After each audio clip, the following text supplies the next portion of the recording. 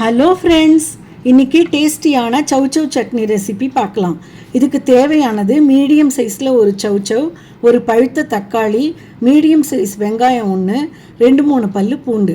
கடாயில் 2 ஸ்பூன் எண்ணெய் விட்டு 2 மிளகாய் வத்தலை போட்டு வதக்கிக்கணும். வெங்காயம் பூண்டையும் கட் பண்ணி சேர்த்து வதக்கணும். அரை டீஸ்பூன் உப்பு சேர்த்து வதக்கி வெங்காயம் பூண்டு கொஞ்சம் வதங்கினதும் இன்னும் 1 ஸ்பூன் எண்ணெய் விட்டு பொடியாக நறுக்கின தக்காளி சேர்த்து வதக்கணும். 3 நிமிஷம் போல் வதக்கிட்டு பொடியாக நறுக்கின சௌச்சௌ சேர்த்து வதக்கணும். 2-3 நிமிஷம் எல்லாத்தையும் ஒரு சேர வதக்கினதும் அரை டம்ளர் தண்ணி சேர்த்து அடுப்பை மீடியம் ஃப்ளேமில் வச்சு 5 நிமிஷம் வேக விடணும். 5 நிமிஷம் கழித்து அடுப்பை ஆஃப் பண்ணிவிட்டு நல்லா ஆறினதும் மிக்சியில் போட்டு ஸ்மூத்தாக அரைச்சி எடுத்துக்கணும்.